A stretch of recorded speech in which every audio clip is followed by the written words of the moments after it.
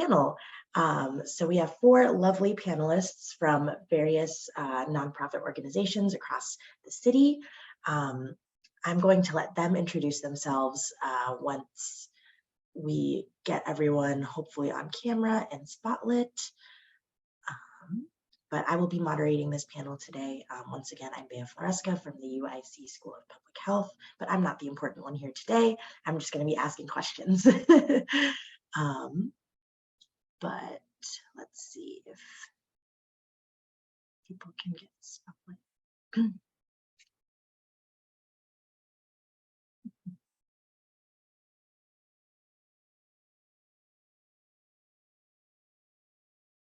To my ASL interpreters, I didn't mean to unspotlight you, so if you could respotlight.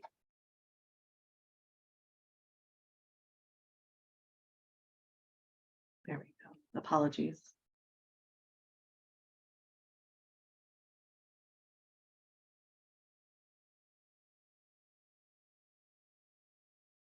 I think that is. I don't know if there's enough room, or does it give you a maximum amount of folks you can spotlight? Perhaps. I'm unable to spotlight Kiona at the moment, if anyone on the UIC team is able to. If you can unshare your screen, okay, that might make it better.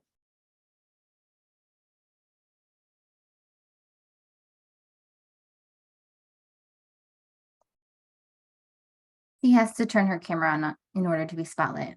Gotcha. Okay. There you go. Awesome. Now we have our lovely panelists and our ASL interpreters ready to go. So just to start us off, if we could just have every panelist talk about just their organization, their role at the organization, what does your organization do and what population does your organization serve? I will open this up to whoever wants to start.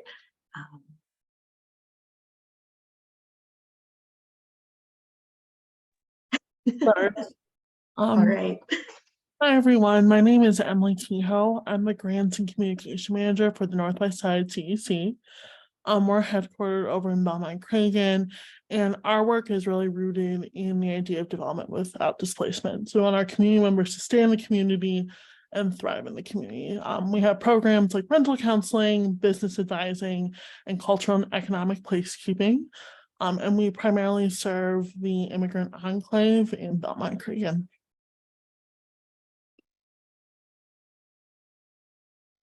Hey, Kiana Owens here. I am the founder and the executive director for Touchgate Foundation. The organization focused on bridging the education gap, alleviating hunger, removing barriers to poverty through various initiatives. Our approach is creating opportunities through education, fostering career exploration, distributing essential resources, promoting mindset transformation, and providing mentorship. We do those things by providing literacy services, helping individuals complete their high school equivalency, as well as providing supporting individuals that are transitioning to independence. Our headquarters is in Pilsen. We currently are housed in Austin, Pilsen, and in the Woodlawn community. And yeah. Hello, everybody. My name is Edwin Martinez. I'm from Centro Sanar, the Healing Center. I'm one of the co-founders and executive directors there. That's my role. So what we do, we provide long-term mental health services to folks on the southwest side. So Brighton Park, Gage Park, Becky Yards, Little Village. It's our catchment area. We're a small grassroots organization providing high-quality mental health services, and we do it in a non-medicalized way that's rooted in Indigenous community practices. And yeah, my organization is relatively young as well. I'm gonna pass it over to Eric. Thanks. I'm Eric Carlson. I'm the business services manager with the Lakeview Roscoe Village Chamber of Commerce. We primarily serve businesses in our 2 neighborhoods, but can kind of serve businesses throughout the city. And our goals are, community development, economic development in our neighborhoods, and see businesses thrive. So yeah, when we're a kind of old organization, but sort of newer to attempting to get grant funding and city and government funding as well. Awesome. Thank you all for the introductions. I know I'm speaking for everyone here. We're so happy that you're here to speak with us. And I guess I can get started with that first discussion question. What are some tasks your organization engages in to prep for applying for governmental funds?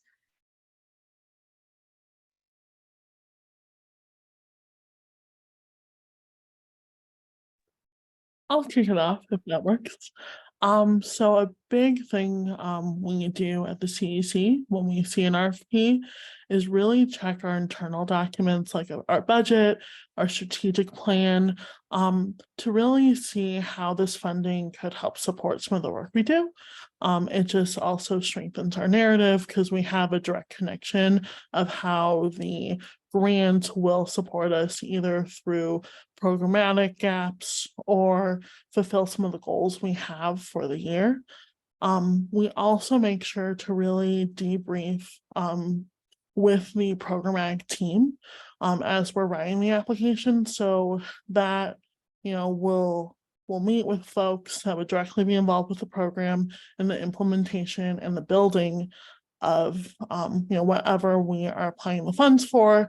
And that way each member of our team knows exactly what they're responsible for, how this grant would be carried out, and any reporting requirements they may be responsible for in the future. And we're able to, again, co-write that particular narrative and really kind of build a case of why that funding is needed. And I could just echo that. Great synopsis, Emily. In addition to that, we also have a vetting process. So when we research grant opportunities, we make sure that those opportunities align with our mission and vision and goals. And out of that, our goal is to make sure that, like Emily mentioned, if it doesn't advance our mission in a significant or impactful way, we definitely make that decision and determination if we're going to pursue those funding opportunities. Most importantly, internally looking to see if we have the capacity and the infrastructure to implement those programmatic deliverables, and as well as determine if we have the capacity to, comply with reporting. So that's pretty much the gist, in addition to what Emily had mentioned. I would definitely echo that capacity part. Like if we are looking at any sort of grants, we think about who on our staff is going to do those grants, how that reporting is going to get done, the billing process, how we, talk to our bookkeeper about that as well. And we have a small staff of 5 people. So it's really thinking about who in that small group has the capacity to do a new project, or, is this aligned with one of their projects they're working on at the time, and just kind of how that builds on our community as well.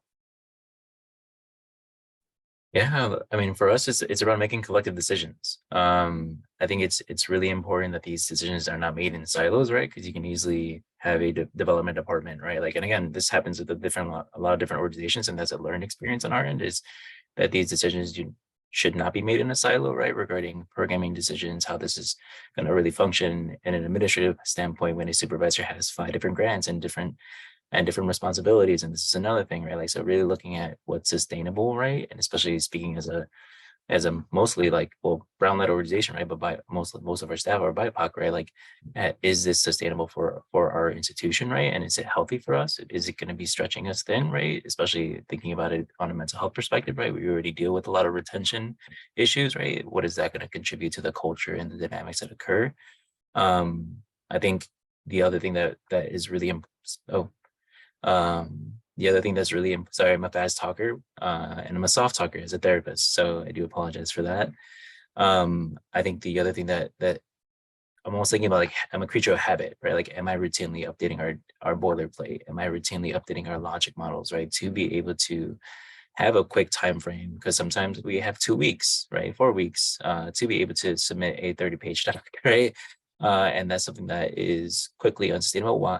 And speaking more personally, as a grassroots organization, right, we often get leaned on for crises and managing other crises, that type of other crises, right? So almost like thinking about it on an operational standpoint, what are our benchmarks to be able to have live data or have live research, right, to be able to be in a better standing, be able to be in a better position to be able to apply for some of these city or state funding that require a little bit more intensive writing or would drain some of our capacity, right? And as we're managing programming.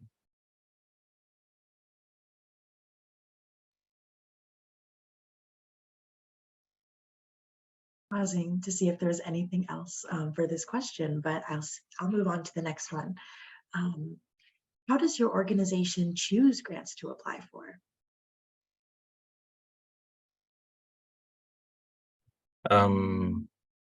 I can add, I feel like it kind of is a similar question, or like a leading question. I mean, again, we're a team of social workers, right? So we always think systemically. So for us, it's like, is this funding opportunity, is this good money or bad money, right? Like that's something that we want to be very like conscious of.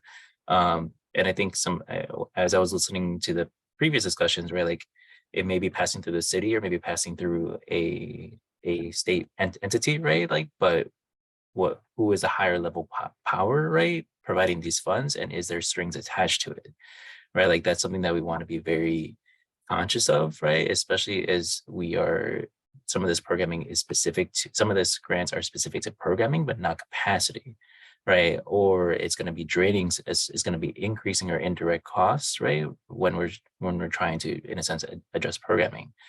So that's something that we want to be really intentional around doing our research to see if there's any benchmarks or if there's anything that would be coming as a blindside, right, in increasing operational costs, because it becomes unsustainable real quick, especially if we don't do those diligence processes.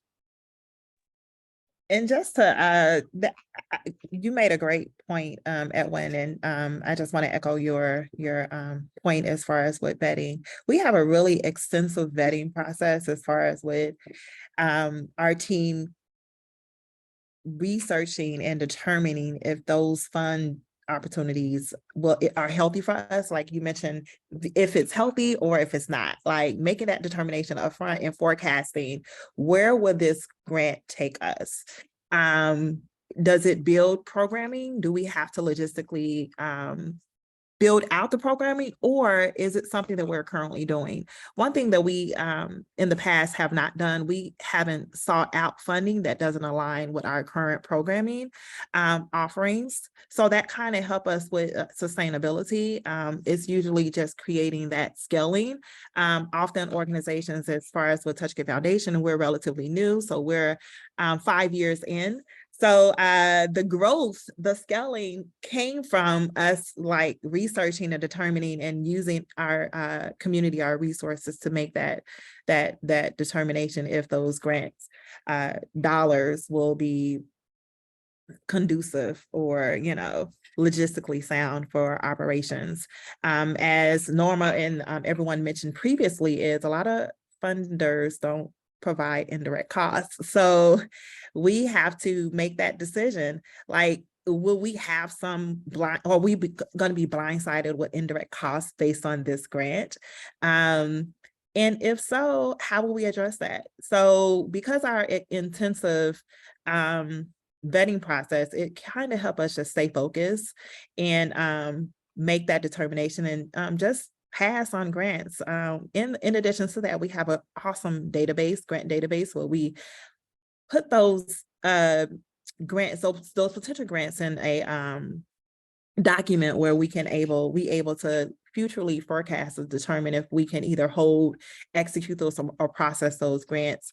Our team is a small team. We have a team of 3 individuals that kind of help build out that. So in addition to that, it's like, do we have the capacity? Like sometimes grants are given or the awareness is known within like a week of that deadline. Do we really want to take the time to write out the grant, or do we currently have the blueprint to execute the grant? Or, you know, so those are some of the elements that we determine in-house to make sure that we choose something that aligns with our mission and goals. Yeah, kind of to echo some of that, definitely we look at if we have systems in place to be able to implement a grant. So, you know, if if you don't have the contacts or you don't have the partnerships to begin with, it's a kind of a dead end for us. So, we're thinking about what is actually possible. Can it be successful? And do we have some of those relationships and systems and all those things kind of built out already? Because to start from ground zero of like, oh, I don't have any contacts, I don't know the people that I would need to contact, I think that's kind of, you're setting yourself up for failure. So having some of those like those things in place already, those are things that we determine of, okay, this is maybe something that we don't do all the time, like this grant that we're going for, but we have the ability to do that as well. I mean, definitely for like economic development or community development grant dollars, that's something that we do every day. So that's an easy one for us. But like when we are looking at other programs that we can kind of expand into our neighborhoods, that's where we kind of look at those systems and those relationships that we built and how we can utilize some of those to be successful. Yeah, absolutely. I think some great internal, measures and factors were, mentioned. The only thing I would add is kind of the external, community as a whole and what their needs are. We will get, input from surveys or direct quotes from our program participants that say that they need a program or that there's a hole in our services that maybe the community as a whole, our nonprofit network doesn't serve. So we'll look to that direct community input as well as other external data like the Belmont-Cragen Quality of Life Plan, any of our kind of partner organization data pieces, and just see, okay, we have had that conversation about internal capacity. Is there a need that our program participants have mentioned they have? And then, combining those two conversations, we'll try and see if that grant opportunity is the right fit for us. And I'll just want to add one more thing. In having a logic model and doing an environmental scan is crucial to the success of the organization. Sometimes we don't have to duplicate. We can partner and collaborate. There are a lot of good organizations that are doing the work. And when you collaborate on grants, it does strengthen the application process. It does strengthen your application. So absolutely. Yeah, and these are so I'm a big fan of AMPed, right? Like that's something that like I like if you work on the south side or if you work on the west side, like right, like some of these, and again, I think in the previous conversation we were talking about like capacity development and is that through that city or like right, unfortunately like some of it is not, right? Like, and that's something that hopefully with this panel, right, and in this discussion, right, we're able to challenge those systems, right? Like yeah, the city is not a good, it's sometimes not a good grants, right, provider, right, and it does terribly on reimbursements, right, and we'll go into those challenges. But AMPed is a really good resource, right, for that capacity development, right, like the things that we're talking about, logic models, lit reviews, right, like we're in the second cohort of I'm messing up the name, right, the evaluation cohort, right, to be able to do those things, right, and have those internal controls, so that we're able to be in a better position to have a yeah, it's definitely underrated. So like for sure, like including yourself in AMPed, even supporting some of the landscape analysis, right? Like even being part of the Golden Institute, right? For peace fellowships, right? Those are things that if executive leadership in not-for-profits or program managers can be a part of that, right? Like I think about sustainability, and that's really helpful because some of these decisions around applying for grants are sometimes in higher leadership, right? And to be able to disseminate that and increase staff capacity, right, to be in these spaces is really important as well. So it becomes more of a fluid process. I think this moves very well into the next question, and we've already kind of answered some of what this next question is, I'll be honest, but that definitely means there's more room. What are other resources that help your organization thrive? It doesn't just have to be about grants, but what helps you build sustainability and capacity in your organizations? And I have heard this common theme, what helps keep your organization healthy, I suppose, is something I could ask there. I don't mind starting this one off. So when Touch It Foundation started, I've been in project management for over 15 years. And some of the most substantial, like resourceful organizations. 3 months in, I signed up for North Park University. They have this 3-day new nonprofit boot camp, which was phenomenal. It's ran by the Elixir Center for Nonprofit. That kind of helped teach me and guard me and just give me like the basic structures for non-for-profit. Coming from a for-profit landscape, it's like, okay. Another one was University of Chicago Community Program Accelerators. Like they actually helped build out some of our programming and kind of help coach Touch It Foundation to its next phase. They developed our fund development plan. They actually gave us some tools, some strategies, and some absolutely, the name of the program is shameless plug. So let me retract my last statement. So the boot camp it's literally a boot camp for new nonprofit leaders. The deadline for their new cohort, which starts August 2nd, is July 8th. We will definitely share out the link for that if you're interested and you want to learn more. I'll definitely share that link. The other one is absolutely. And the other one is the University of Chicago Community Program Accelerator. Is also called CPA. They have a capacity building. They help non-for-profits, leaders on the South Side of Chicago. They provide coaching. AMP, I'm a part of the executive coaching team from AMP. So that is a phenomenal program to get a part of. Chicago Innovators, they also have a women's mentoring program. I participated in that. The Civic Engagement Nonprofit Certificate Program through the University of Chicago, they do have a 2-year program that they literally provide scholarships. It's a 2-year program. I was a participant of that. The Steen Center at DePaul, they provide interns. Like literally those organizations help kind of shape and transitioned our organization to where we are today. I feel like we wouldn't have reached the capacity without mentorship, coaching, the people just like literally giving us the blueprint and the landscape for those infrastructures, developing infrastructures.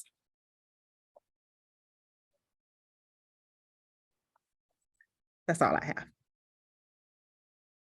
Yeah, no, definitely capacity building programs are amazing and, allow you to get some of the knowledge and community to really, grow your nonprofit. I would say another thing that's really helped Northwest Side TEC is having a centralized place to put all of our data. So we use the CRM system Salesforce to track all of our donations, our program interactions, meetings with the community.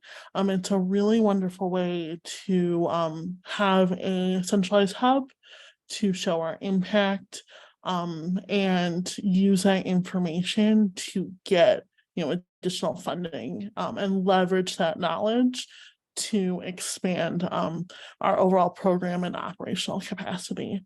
We also have developed a centralized system for our grants, which is very nice because it shows our financial growth and our ability to leverage some of that funding for other financial opportunities.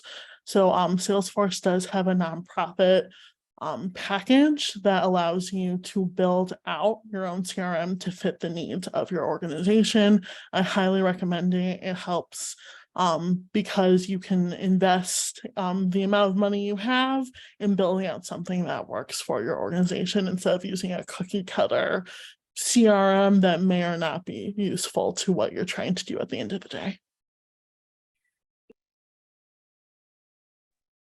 Just to add to what Emily said, do you guys know Salesforce nonprofit package is free? They give you 10 subscriptions for free. So as we mentioned, there are some indirect costs that aren't covered through some of these grants. The industry is aware of the tech industry is aware of that, and the perk of being a nonprofit is you get to take advantage and leverage some of these build outs. Salesforce is an expensive product. We've had it since 2018 before we even started programming. We built it out, and when I tell you these systems, TechSoup, yes, TechSoup is another phenomenal tool. However, Salesforce, if you don't, let me here, if you don't have anyone, it's very challenging if you don't have the skill sets. It's really robust. So you really need someone that know how to navigate and utilize it on the back end, as well as data entry. If that's all you have to do, you're fine. But building it out and learning what products you need out inside of Salesforce is crucial, because it helps literally track everything. You can do everything in Salesforce. In addition to that, yeah, TechSoup is another awesome product.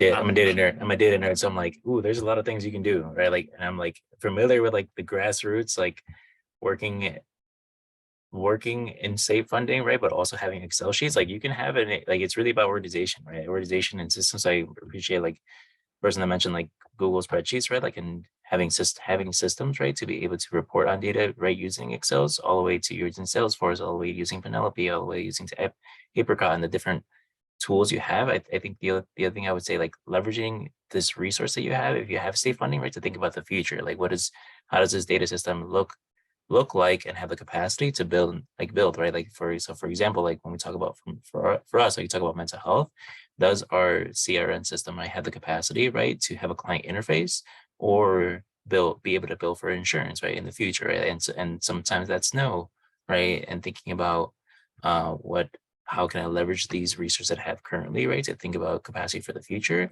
That's something that I just want to be able to echo enough and encourage as well folks to think about.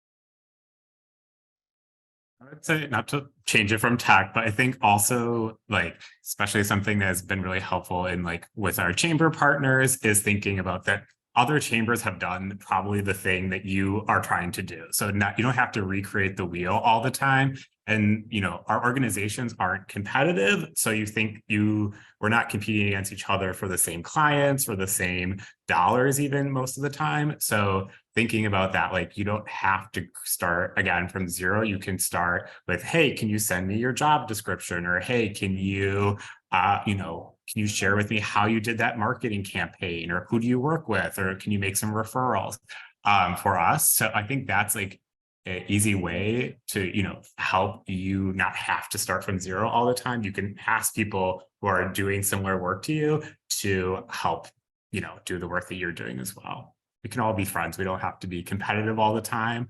And I don't think there is like always a need to be competitive with people who are doing similar work to you.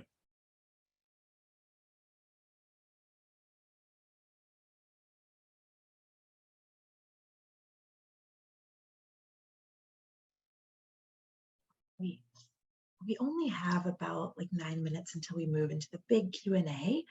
So I'm going to ask just a shorter question, I suppose.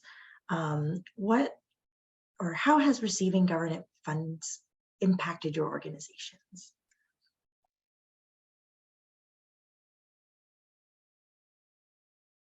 Very different from what we've just been talking about. So my apologies for the pivot.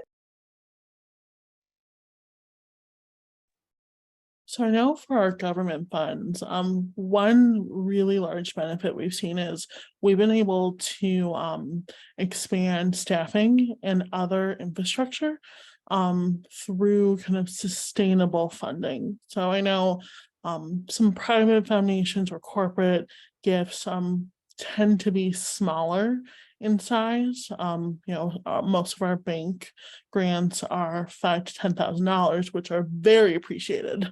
But our larger government contracts, we have been able to hire upwards of about 13 people.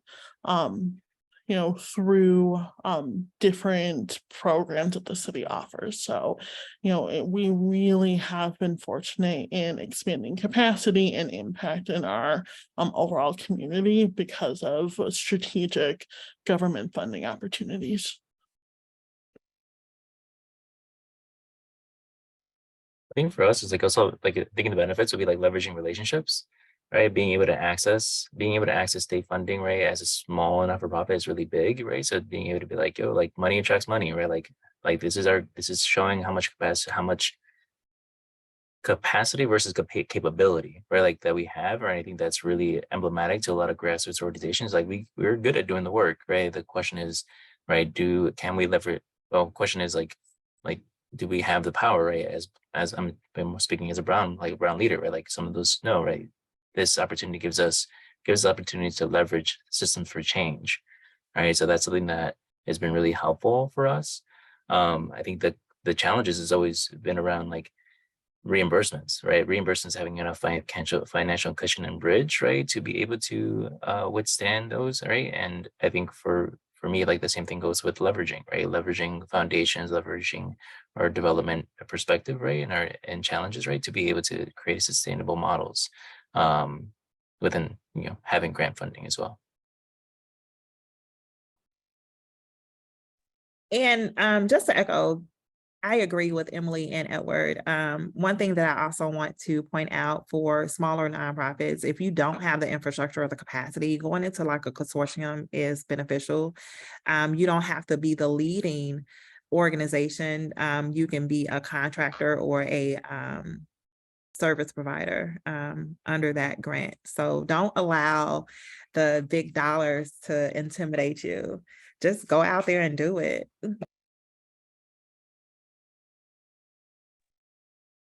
I did see in the chat, in terms of covering staff costs through grants, we will add staff, larger staff positions onto grants if they have a programmatic function. So for example, on our MVDC grant, I have our 2 business advisors on it because they are directly providing the services to businesses, working with entrepreneurs in the community. Their funding or their salaries are qualified for the grant itself. It really depends on the RFP and the restrictions and the guidelines set by the funder though. For example, if you want to put a more admin staff or someone in fundraising, generally you'll see you can cover up to 10 to 30% of those particular costs. But again, with government funding, it's really programmatic. And as long as the staff does the programmatic function, you can put that cost on the grant in most cases.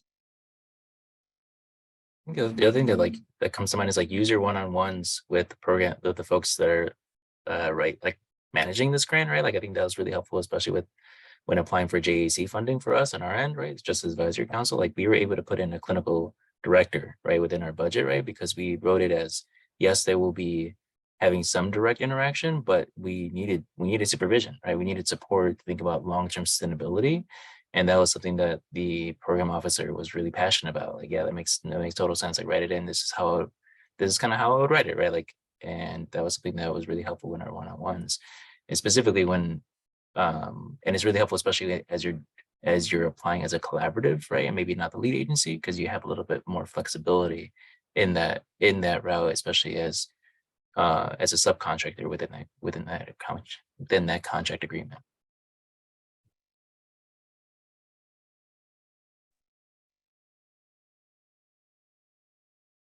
We have a few extra minutes, but I see the chat is filling up with Q&A questions. So, or I guess that's redundant, but questions. So I'd say we might as well move into it. So I'm going to pass over the mic to Kayla, one of my colleagues. Yeah, so we're gonna go back to what we were talking about before, start with the first question. So someone asked, which grant management tools do each of you use? So back to technology.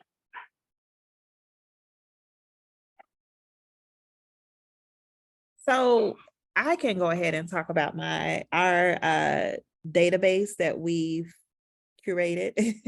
There are a lot of tools out there. Like you can use Salesforce to manage your grants. However, we use an Excel spreadsheet that's really detailed. When I say it's detailed, it has the data validations, like the drop and drag, like literally from the point where we have the status update, the stages in, the deadline, the start date versus the completion date. And then we also have a calculated formula in there to determine how long it took us to write the proposal. We also have which program is funding, the amount requested versus the amount awarded. And most importantly, like the grant outcome, was it awarded? Did we miss the grant? Was it declined? And if it's in like a pending status. In addition to that, we also have like a follow-up status. So it's really like a extensive spreadsheet. And we track all of our grants in that. The good thing is if we feel like we don't have the capacity to write the grant, we don't rush things. We want to make sure that it's aligned with that season that we're in, and we put it in our database and put it on hold for the next fiscal year. Opportunities will always come back around. You have to know what your what your alignment is and what your capacity is for that fiscal year. Yeah, I was like echoing spreadsheets, right? Like we're small, right? So like there's only a few grants that we have, right? But being able to have a spreadsheet, right, to be able to track and as a team, right? Like thinking about sustainability, it's not just one person looking at it, it's multiple folks looking at it to make sure that we're able to report accurately. I also think like the other thing that's been really helpful for us is being part of different initiatives and collaboratives, right? That can augment our work. Right. So I think for us, I think we have to give a lot of credit to being part of like specific networks. So I think about like PEC in back of the years. I think about BPNN in Brighton Park, right? And being able to have those leadership roles, but also developing capacity through those different initiatives as well, because that's also internal within those collaboratives.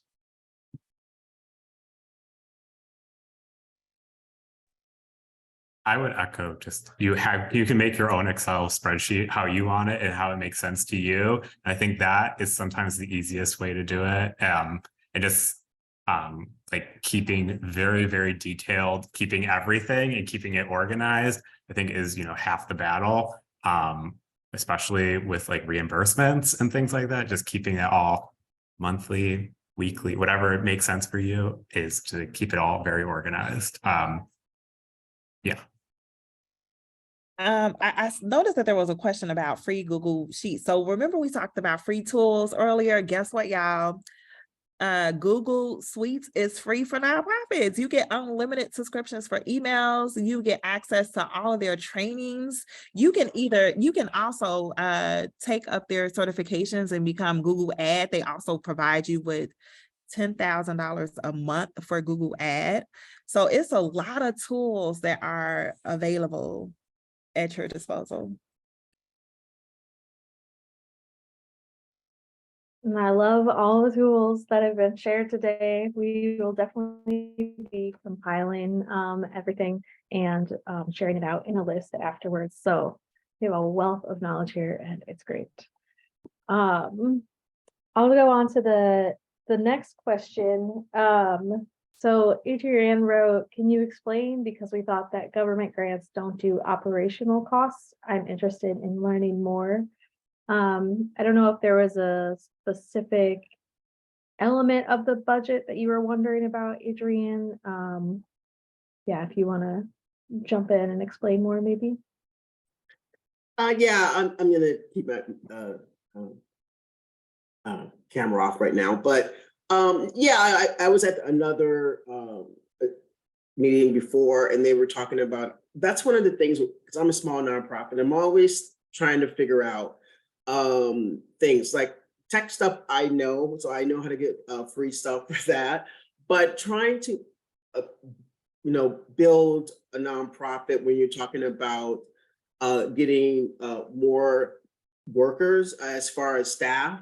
We have one staff member, And then we have more interns about, volunteers. We do collaborative things with universities, things like that. So that's okay. But if we're gonna continue to grow, we definitely need more opportunities to have, I guess, grantors understanding that operational cost is the nonprofit. And I'm trying to figure out how I'm going to do a webinar on this, because I just feel like in 2023 we're still so behind the thinking of that operational cost, like tech tools. Like, we have a small nonprofit as a small mental health peer support led organization. We help close to 500 families every year now.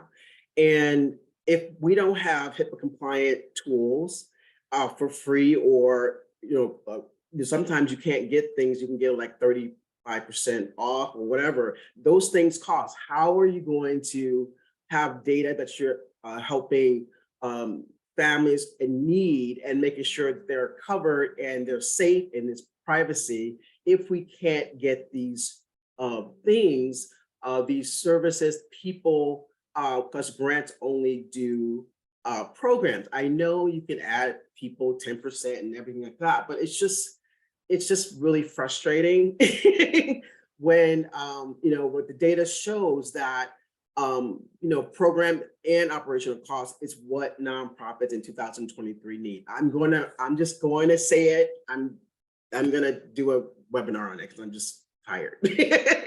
That's my take for the day. Sorry.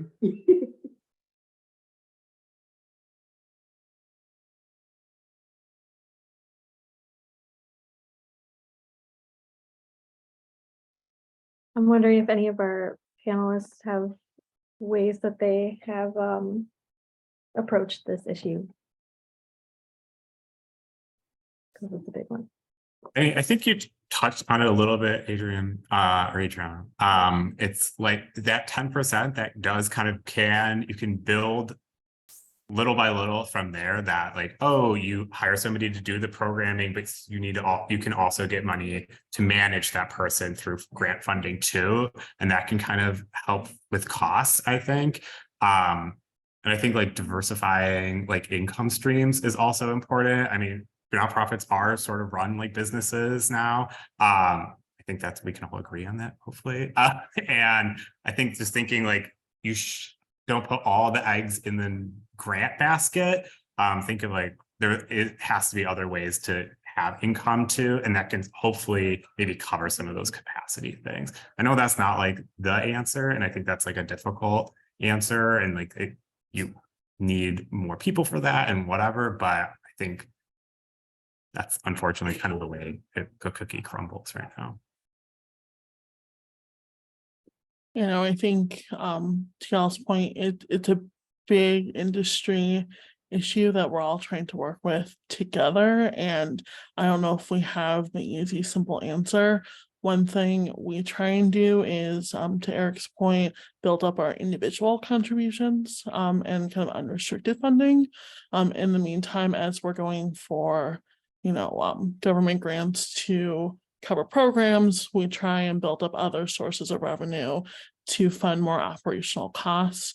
We also will try and plan out in the beginning of the year, creating an allocation sheet. So just going over each of our funding sources and who they cover, and really getting an idea of where our holes are and what funding streams we do have.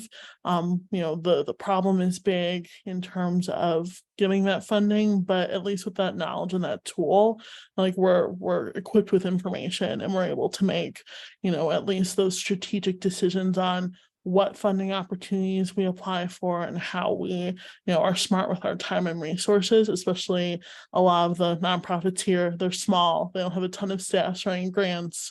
So at least being thoughtful with that, time and energy helps, to some degree. Yeah, and there's also resources that think about like your fundraising and looking at different opportunities, right? Like Somos a Poder has been really, like, some of this is like a white dominated space, right? And it's really great to see affinity groups, right? And affinity groups being strong and capacity development around individual giving and fundraising and a development perspective, right? So Somos El Poder is one of them. AFP through the affinity groups has really been helpful as well. So if there's an opportunity, right, to develop capacity through these lenses, some of these are free, some of these are at a really low cost, specifically around affinity groups. It's really beneficial to be a part of those spaces.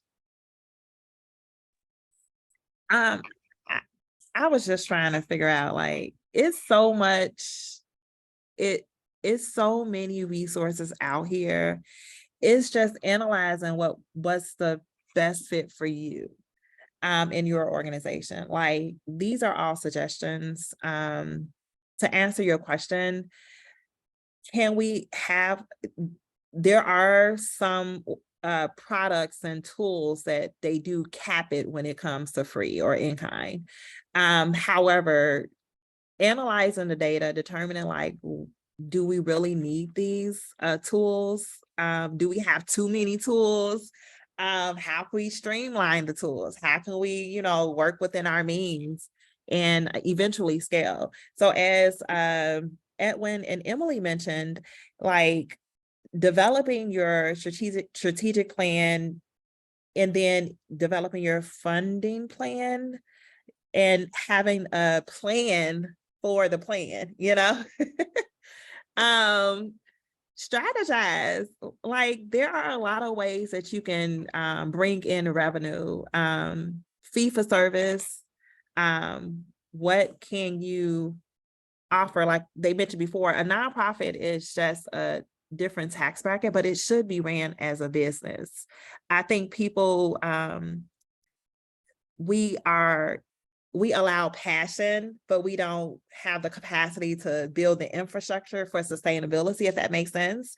So it's important to make sure our passion align with the sustainability component, because we want to stay around. We want to stick around. We just don't want to create this big project and then eventually it just dwindle away. Our goal is for sustainability. So what does that look like for you? Yeah.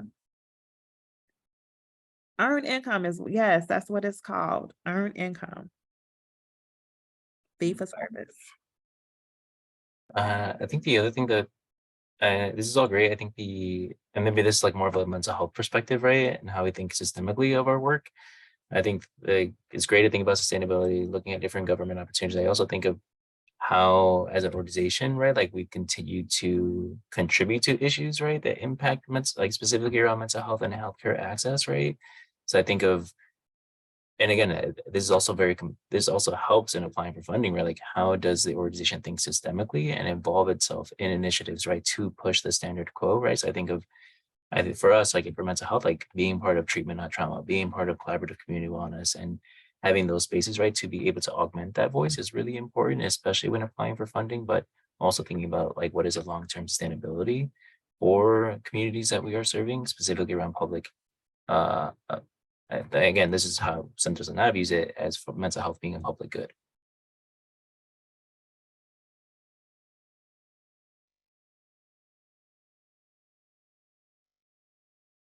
Yeah, so it can vary a lot depending on what specific issues you're working on and who's doing that work.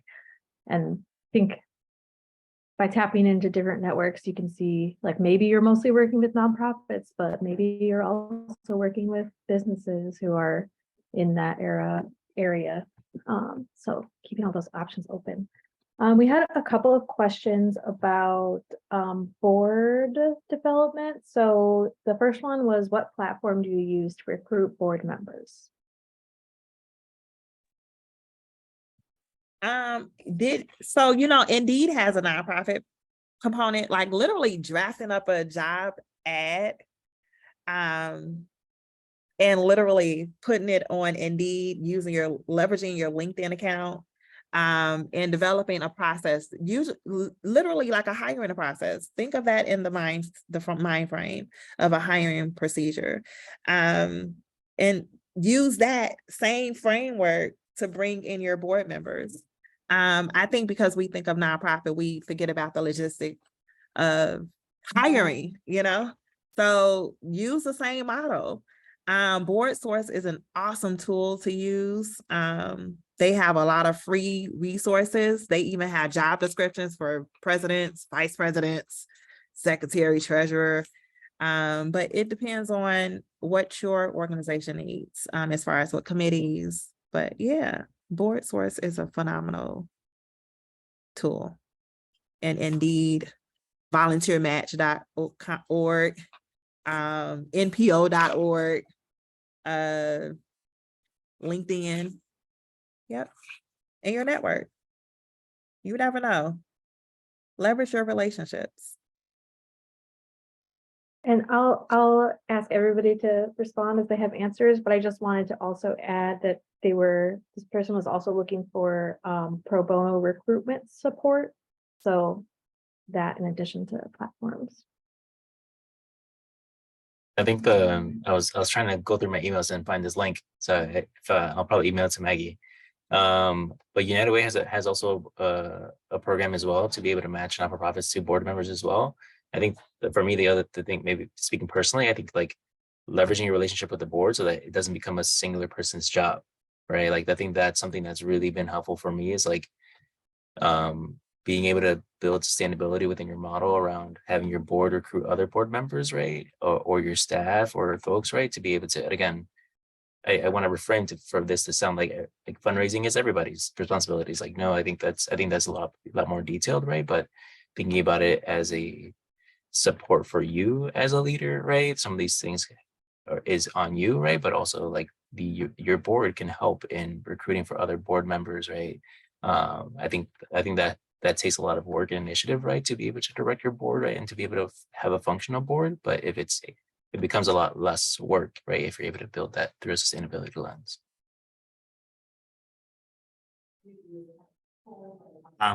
Don't have like a direct answer for that question because we don't really use like a board tool, but I think definitely, we have a board and then we have an ambassador committee, which is like a junior board, right? So thinking about that's like a pipeline to the board and keeping both of those groups filled is kind of a goal of ours too, is just to have, or you're never sort of like, we don't have any board members ready and we don't have people that are invested. And we're thinking about both of those groups together. Yeah, I think my other thought on that is that it's just kind of also depends what you want your board to do, right? Is your board check writers or is your board people who you need, or you're kind of like your part-time staff, right? So, or working board, thank you. So, I've been on a working board. That might not that's a lot of work, but that is something like that small organizations might be able to utilize as like kind of a part-time person or your development arm or something else, because those people are invested in your mission and your organization, and you don't pay them, they pay you potentially, or they don't pay you, however your board works. But yeah, I think there is a big difference between those, or just kind of like a sounding board too, of like, oh, we just need people to approve things or, give us their opinions on things. So I think kind of thinking of those like three different kinds of board members is important too, because you kind of want some very involved people on your board that can do the work with you. And small nonprofits usually have the board is working and governance. So like we need you to do both, help us stay in compliant, help us hold the organization accountable, but we also need you to do the footwork.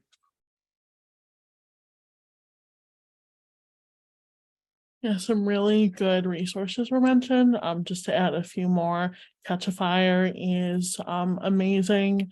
Some of our partners have gifted it with a free membership. So if, larger funding bodies have that opportunity, definitely apply. That's one less cost that you have to incur. The only other thing I can think of, look into your community and make sure your board represents the people you serve. So, if former program participants or people who have touched your organization are interested in joining your board, it's a really great way to have that perspective and people who live your mission be on the board to make some of those governance choices. Oh, one more thing. So with that, you usually have like 3 or 4 different components. So you have like the governance, advisory board, a community advisory board, and then you have the working board. So it's like, what do I need to create that sustainability? How can I scale and use my community, recruit your community, recruit the people that are in the community. You never know. You have some amazing people that are gifted, that have talent and skill sets. Reach out to attorneys, that way you don't have to, if your resources are low, then you want an attorney on your board. You want someone that's a CPA on your board. So if the resources are low, they can do it for free in kind. So leverage your board, have what you need in your staff on your board until you get to that sustainability, or to the point that you can hire these people with those skills.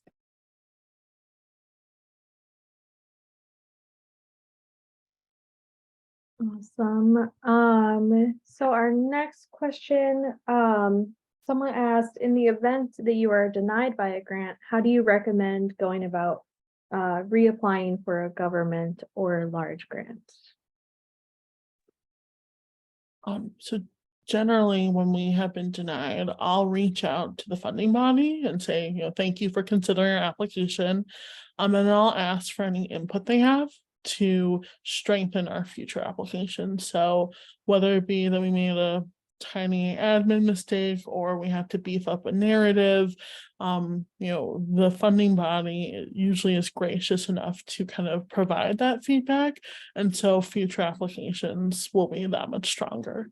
But that's just like a simple way or a simple follow-up you can do to, if you get denied, see if you can get some of that feedback. Can I be transparent? So 2 years in, I was like, we ready, so we applied for a huge grant. It was like to me, it was huge. It was $750,000. I will never forget. So they sent me to add to Emily Point. I was like, they denied us, I'm like, the proposal to me was well written. But I'm like, dang. So I sent an email thanking them for reading our proposal and can they please, like she said, send me feedback. I want to strengthen the proposal. They sent me a 35-page feedback, 35 pages. That's all I have to say, 35 pages. So to add to that, all you have to do is, in addition to that, before you even apply for the grant, some funders have technical assistants where you can ask them a million questions, develop the relationship, get in there, email them as many questions as you want, get on a call with them, jump on the pre-submittal conferences, and just absorb as much information as you can to strengthen your proposal beforehand. And sometimes if you ask, you can send the proposal to them before the deadline and they'll review it. That's all I have. I think the other thing that's been really helpful is like, it's all public knowledge, right? Like, so reach out to the people that got awarded, right? Like that, like asking for support, asking for help, and you'll be surprised that like people will be like, all right, here's my grant application. Here's what I did to get this money. And it's been really helpful on my end. Like, okay, I'm not gonna, like, with the understanding, like, I'm not gonna take what you wrote, right? Like, I'm just gonna see like, how can I strengthen my application so that I can apply for it for the next time, right? Like, or see where I might have missed holes, because it is by law, right? Like you have to be transparent, right? But some officers are helpful, some officers aren't helpful, right? In that process. So it always helps to reach out to the folks that got awarded so that you can see how their application was modeled and how it could be, how it was modeled differently from your application as well. So reach out to your peers.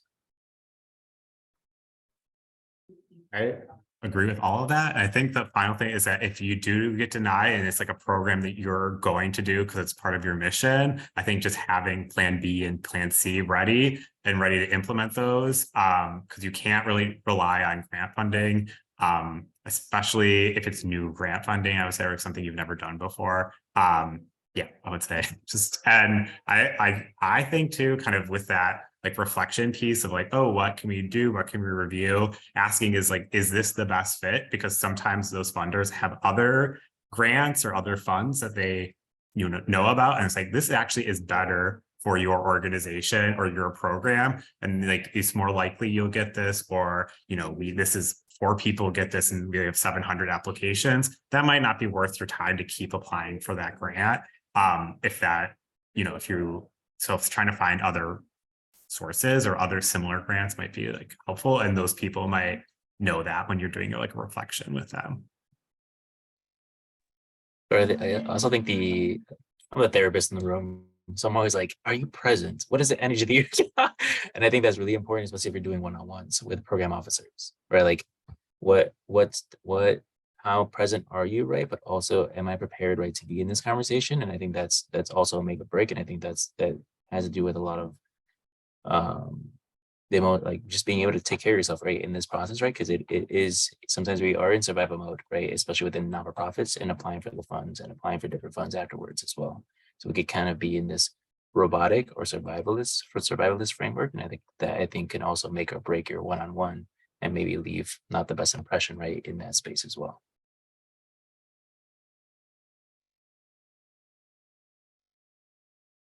Thank you so much for all of that. Yeah, we still have some time, so please feel free to keep throwing questions in the chat or raising your hand.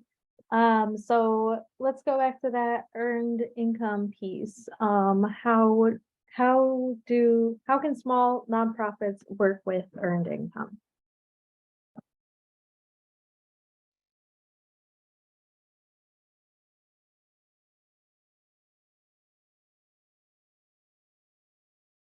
I think this may have came up, Kiana, when you mentioned the fee for service and other ways of diversifying. Okay, so what was the question again? How can so can you talk about earned income and how small nonprofits can work with that? Absolutely. So it depends on what services you have to offer. What TouchGift Foundation does is we have an adult education department. We provide literacy services as well as helping individuals complete their high school diploma. So what we do is we invoice our students. We bill our students for those services so they can be conditioned to know that there are fees for the program. So they actually get a bill for it. And then they also receive a scholarship. So TouchGift Foundation provides them with a scholarship. So that is an example of providing like a fee for service. If we don't have the resources, then we let them pay a monthly fee. So we also provide admin assistance training, which is not free. So we help with individuals, we provide a training to help individuals gain entry-level work. So with that, that's a cost associated with those training sessions. And that's bringing in revenue programmatically under our adult education division. And if funds become available, then guess what? They'll get a scholarship as well. So that's an example of fee for service. If you personally offer administration or capacity building support, you can also help provide those services to other nonprofits. And that's another fee for service opportunity. If you have childcare services, there are monthly, like we can break it down. I can give you scenario after scenario, but there are costs associated with children, childcare. So you can provide after school care, and that's the monthly fee that you can charge a parent, or you can have it like on a sliding scale, or if you don't receive governmental or funding for that, then that will be the fee for, the community or whoever. Webinars, education, tools, strategies, they're like literally using what you have, your knowledge, your information, and sharing it out for a cost.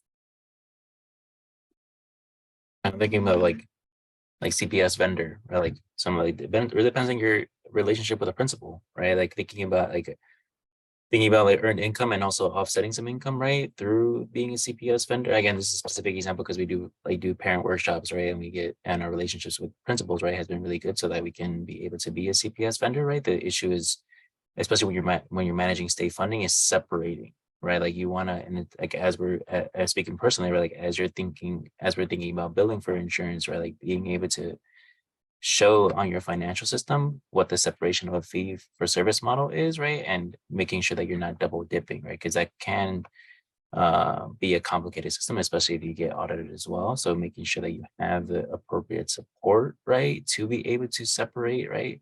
So yeah, so that's something that like we're going into, right? And that's I mean, we have an accounting firm, right, to be able to support us in making sure that we have separation of fee for service and making sure that we're not double dipping for that as well.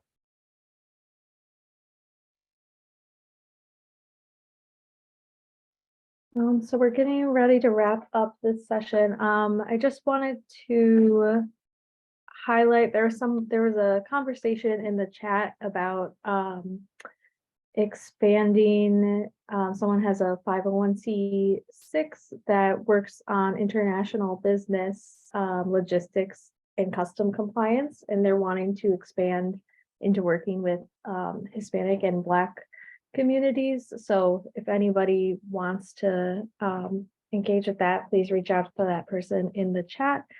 And then I just wanted to end our panel discussion here. If each of our panelists could give some encouraging words and advice to our small nonprofits here today, then we can wrap up.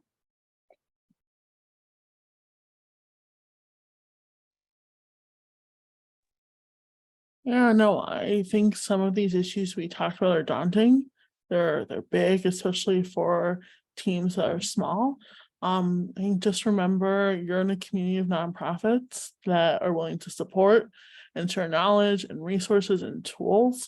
We're all fighting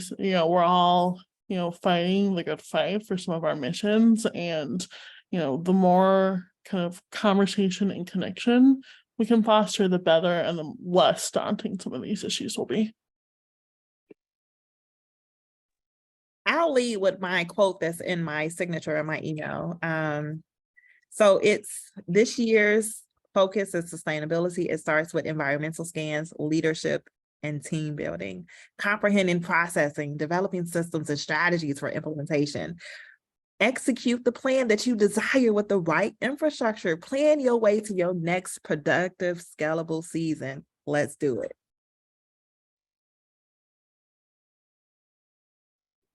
Yeah, I would just say, take care of yourself. I think you can be a yes person, be a no, don't be a no person, also within reason. So take care of yourself.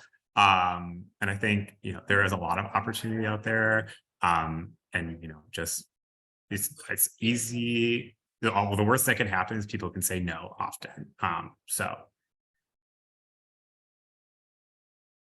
was like, I forgot my first one. But I'll try to see if I can remember it. I think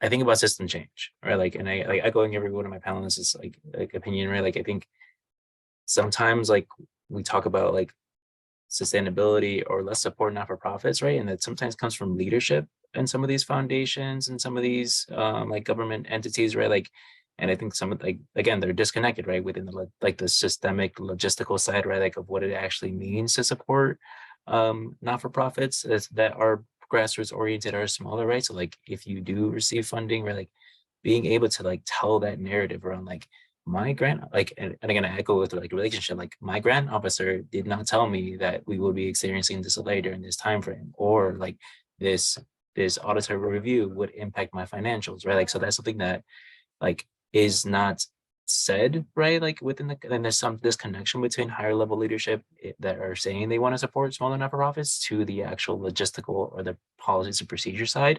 And that's a huge disconnect that they're not in the weeds in. So once you receive funding, like being able to really dictate that and tell that narrative, right? Otherwise it gets lost in a vacuum, right? And I think that's something that it's really great to leverage, especially as smaller not-for-profits, to be able to make sure that the leadership of those institutions actually know what it means to authentically support Black and brown small-led not-for-profits.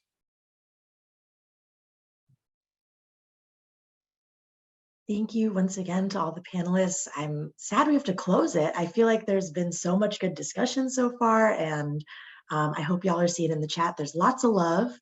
If we were in a in-person space, I'm sure you'd be hearing lots of applause. So for now, I'm just going to pause for some virtual applause and thank yous in the chat. But I just want to say once again, thank you, thank you, thank you for everyone that has been here. Thank you to the audience for some great questions. And we're just going to be moving into some upcoming opportunities and supports. But again, this has been great, feeling energized, and I don't even really work in this space fully, so exciting stuff.